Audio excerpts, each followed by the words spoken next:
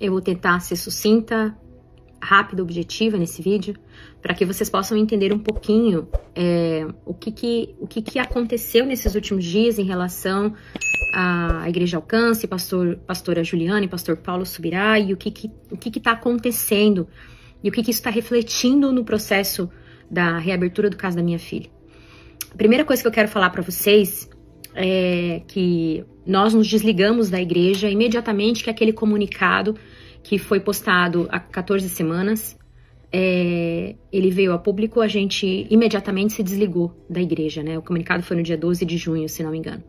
Porque ele não condiz com a verdade. E nós, por sabermos que não condizia com a verdade, a gente não podia compactuar com isso. Nós ficamos extremamente chateados com toda essa situação e imediatamente comunicamos nossos pastores do nosso desligamento e também dissemos a eles o motivo, que era porque o que estava sendo dito no comunicado não era verdade. Então vamos aos fatos para a gente entender um pouquinho.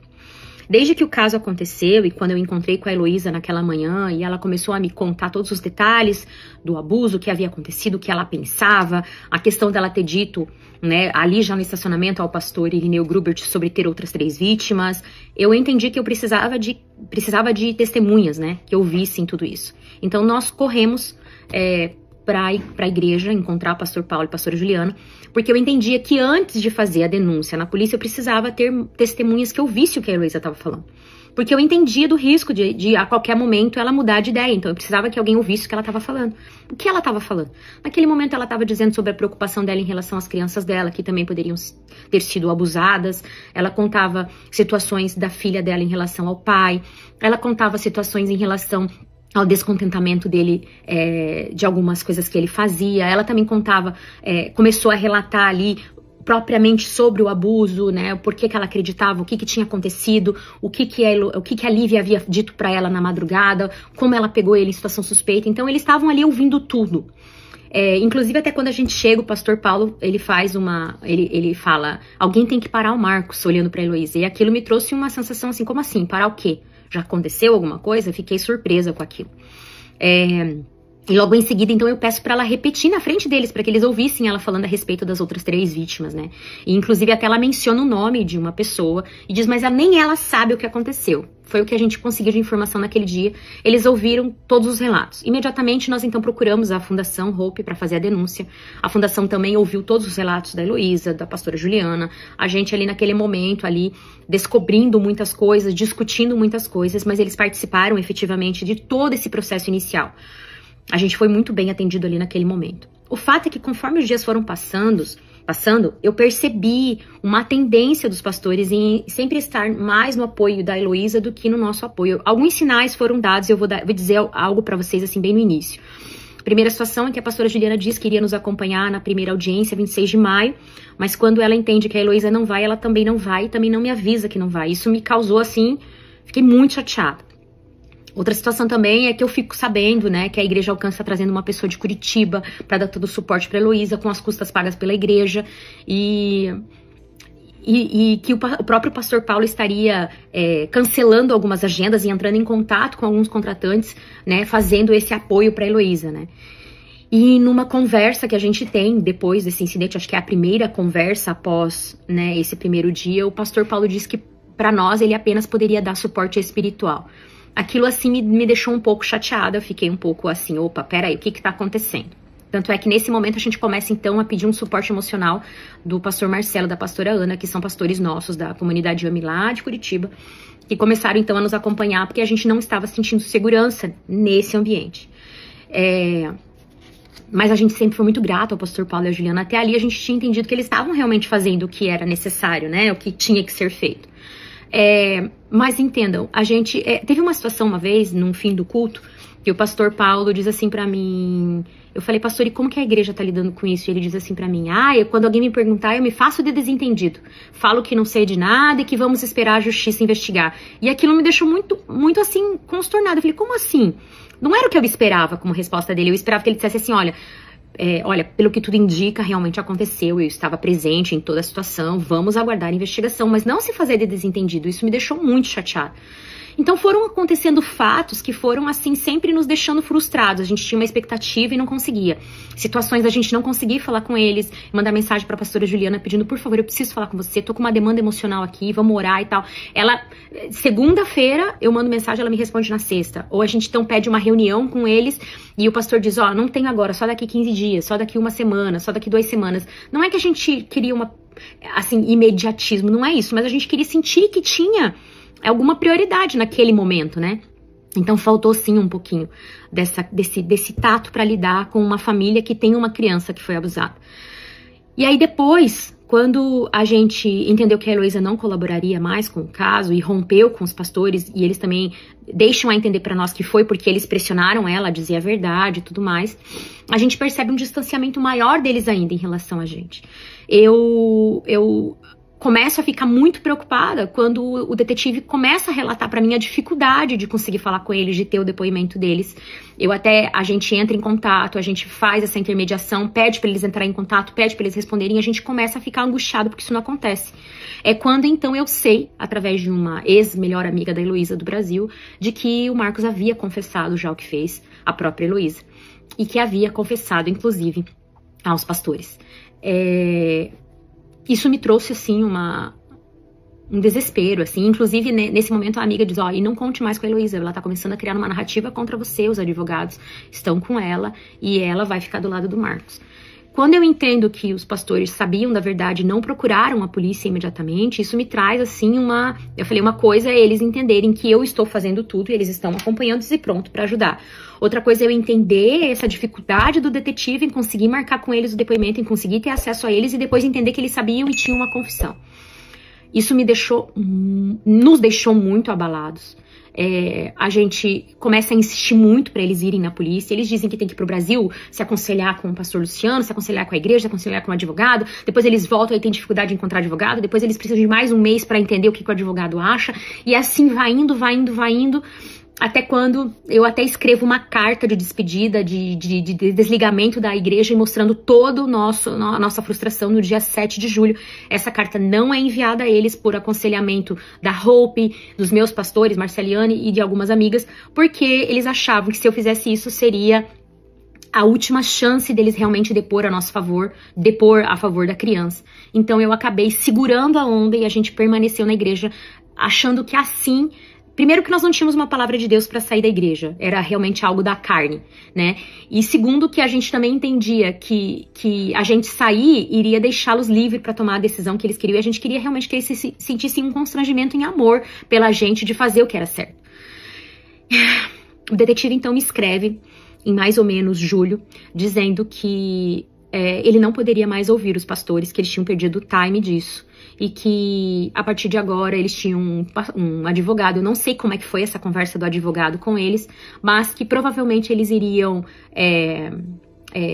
ou a defesa, ou eles iam alegar a questão do privilégio pastoral e que isso não poderia ser usado nesse momento, que era pra gente esperar o resultado da camiseta.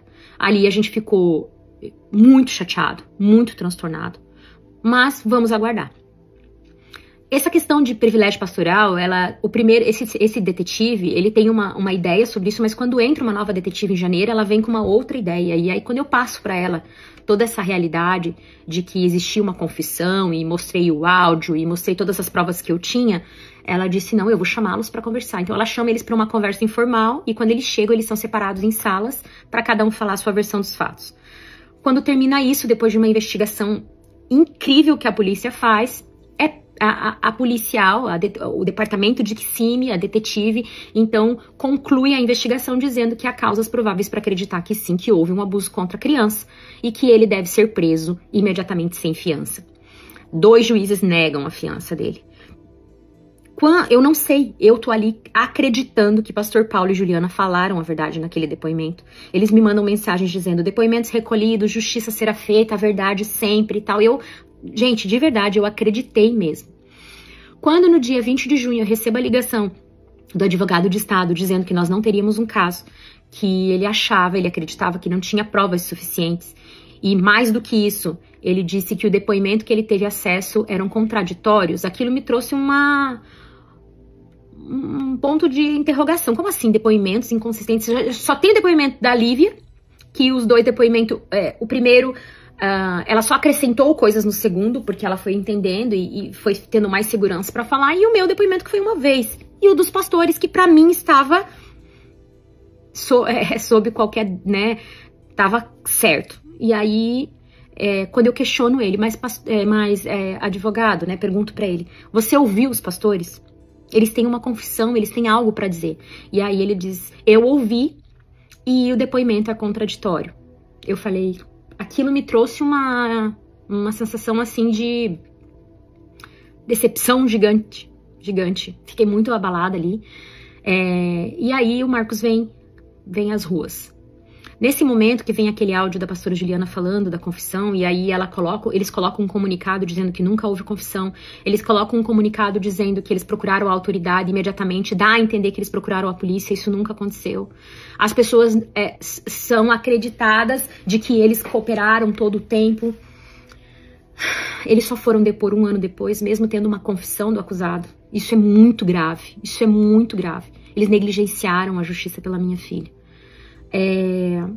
Quando nós pedimos a reabertura do caso, nós solicitamos todas as provas, todos os documentos, todos os arquivos.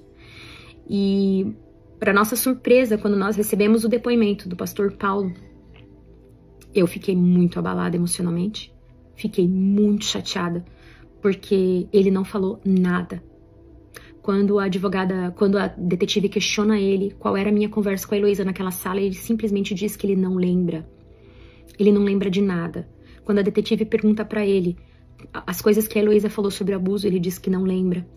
Quando a detetive pergunta pra ele o que aconteceu com a minha filha, ele diz que ela acordou assustada de madrugada. Ele não conta nada sobre a menção de outras vítimas, ele não conta nada sobre a menção da preocupação da Heloísa com os próprios filhos, ele não conta sobre os detalhes que eu dei sobre o abuso da Lívia, ele não conta sobre a decisão da Heloísa de colocar um ponto final no casamento por causa disso. Ele não conta nada. Eu fiquei muito chocada. E quando a gente vê o depoimento da pastora Juliana, ela muito superficialmente fala, mas fala mais que o pastor Paulo, e ela diz que ele confessa, né, que entrou no quarto da criança às 3 da manhã, o que ele teria feito dentro do quarto. Ele confessa que ele fala dessas coisas, né? Não posso entrar muito nos detalhes, mas ele fala coisas que colocam numa situação extremamente delicada, e já era suficiente, o que eles ouviram dele era suficiente para eles terem procurado, chamado a polícia imediatamente. E agora, a gente ainda entende que isso pode ter influenciado diretamente a decisão do advogado de Estado de não manter a prisão do Marcos e não abrir um caso, porque eles se contradizem completamente. O que eu quero dizer a vocês é que há mais ou menos 2 meses nós fomos procurados pelo advogado dos pastores pedindo que eu não falasse mais mal deles nas redes sociais, não falasse da Alcance, não falasse do pastor Luciano, que isso estava trazendo um prejuízo à reputação deles, trazendo um prejuízo à igreja, e que em troca disso os pastores estariam dispostos a falar toda a verdade. Como eu não estava assinando nenhum documento, naquele momento eu achei válido a gente aceitar isso. E o meu advogado falou, Aline, eu acho que é válido, vamos fazer. Mas desde então, ele tenta marcar esse depoimento, ele tenta fazer isso acontecer e isso nunca acontece. E para nossa surpresa, na semana passada, ele entrou em contato dizendo que teria que mudar o acordo e que outras coisas deveriam ser aceitas da minha parte para que isso acontecesse. E eu teria que assinar um documento. Então, ele tenta marcar esse depoimento, ele tenta fazer isso acontecer e isso nunca acontece. E para nossa surpresa, na semana passada, ele entrou em contato dizendo que teria que mudar o acordo e que outras coisas deveriam ser aceitas da minha parte para que isso acontecesse. E eu teria que assinar um documento. E eu disse imediatamente ao meu advogado que eu não aceito. Eu não vou assinar documento algum. Eu não vou mais deixar de falar a verdade. E a verdade, ela tem que ser dita sem nada em troca. A verdade tem que ser dita para ser feito justiça pela minha filha. Então eu venho aqui fazer um apelo a vocês, novamente, falem a verdade. Falem o que vocês sabem, o que vocês ouviram naquele dia, o que vocês ouviram da Heloísa, falem a verdade. A minha filha está esperando por justiça. Não adianta a gente ficar falando aos 4 cantos do mundo. Eu estou com a família, eu estou do lado da verdade, eu estou à disposição da polícia quando isso não é verdade. Isso é uma preocupação com reputação. E o que nós precisamos agora é a atividade. A gente precisa fazer algo prático. e não apenas falar. E a Lívia está aguardando por justiça e eu vou estar aqui com ela até o fim. Eu não vou ser manipulada, eu não vou ser influenciada a fazer aquilo que eu não acredito para que eu tenha acesso à verdade. Nós soubemos que o meu advogado tentou questionar essa questão do porquê que eles não querem refazer o acordo e diz que essas ordens vieram da igreja de Curitiba e do advogado de Curitiba. Eu também queria mencionar que um advogado foi enviado da Alcance Curitiba até Orlando e esteve na fundação, onde ele fez um apelo à fundação que parasse de repostar matérias que falassem a respeito da Alcance ou dos pastores e que ele podia garantir a Hope and Justice que o pastor e a pastora falaram toda a verdade no depoimento. E a gente ali ainda não sabia de detalhes, mas a gente sabia que não tinha sido falado a verdade. E a gente rebateu e ele prontamente falaram tudo, e agora vem à tona a verdade. E a gente tem acesso à verdade. E a verdade é que não foi feita justiça pela Lívia. Que as pessoas estão preocupadas com sua reputação, preocupada com placa de igreja, preocupada com ministério, mas não estão preocupadas em falar a verdade, porque isso pode lhe custar. O que pode lhe custar? Eu acredito que existe uma preocupação em relação, se eu falo a verdade agora do que eu soube um dia depois ou 2 dias depois do abuso, eu posso ser, cobrado da justiça, porque eu não fiz isso de forma imediata, até porque isso é uma das funções, que cabe a líderes religiosos. Eu não sei o que está acontecendo, eu só sei que eu estou aqui. Justiça pela Lívia. Nós não vamos desistir dessa causa e Deus está conosco nisso. Muito obrigada a você. Eu vou encerrar o vídeo para não ficar muito longo. Se você tem alguma pergunta, deixa aqui, eu respondo para você, se eu puder responder. Eu estou extremamente aberta, sempre com a verdade. Tudo que eu estou falando aqui é baseado em provas, é baseado em conversas, é baseado em documentos, tá? Eu sempre tento ser o mais transparente possível. Por isso, mais uma vez, eu quero pedir também a você para nos ajudar a manter esse caso sempre em alerta e manter esse caso em alta para que a gente possa encontrar justiça pela Lívia. Eu acredito no apoio popular, eu acredito que a união faz toda a diferença. Fiquem com Deus.